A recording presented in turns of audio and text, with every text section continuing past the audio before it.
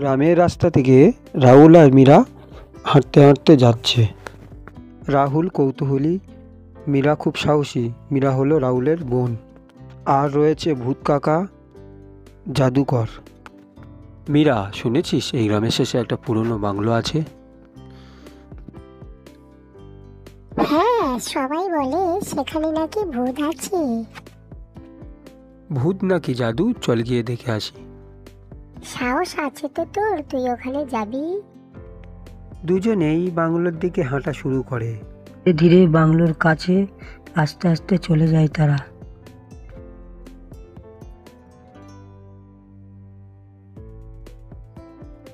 পুরনো বাড়িতে প্রবেশ করতেই বজ্র বিদ্যুৎ সহ বৃষ্টি শুরু হয় আর প্রচণ্ড বাতাস বইতে লাগে। তারপর ওরা দুজন মিলে ঘরে প্রবেশ। গাছের ছাওয়ায় শস্যর আওয়াজ শোনা যাচ্ছে, পেঁচা ডাকছে, ঝড় বইছে। দেওয়ালের পুরানো ছবি, ঝাড়বাতি দুলতে শুরু করে। শুনেছিস রাহুলদা, পিয়ানো বাজছে? হঠাৎ একটা আলোর ঝলক এসে ঘর গোটা আলোকিত হয় আর রাহুল আর মীরা ভয় পেয়ে যায়। এক মজার ভূত হাজির হয়। ভয় পেও না বাচ্চারা, আমি তোমাদের ভূত কাকা হই। ভূত? তুমি আমাদের খাবে নাকি ভূত কাকা?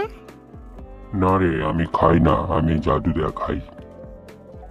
ভূত কাকা হাত ওঠাতেই একটা অদৃশ্য আলোর সাথে সাথে ভূত কাকার হাতে কেক আর বেলুন চলে এলো।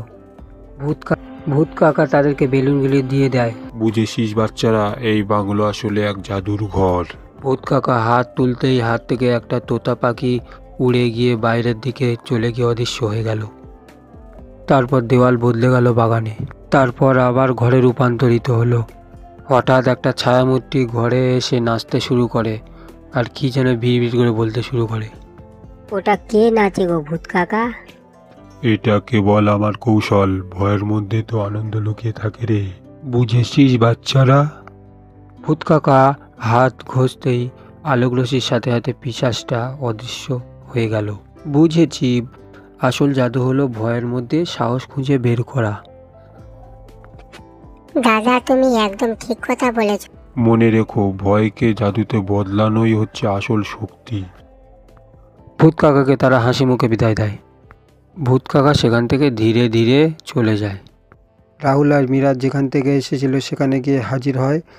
চারিদিক ঝলমল করে ওঠে আর তারা হাঁটতে শুরু করে বাড়ি যাওয়ার জন্য।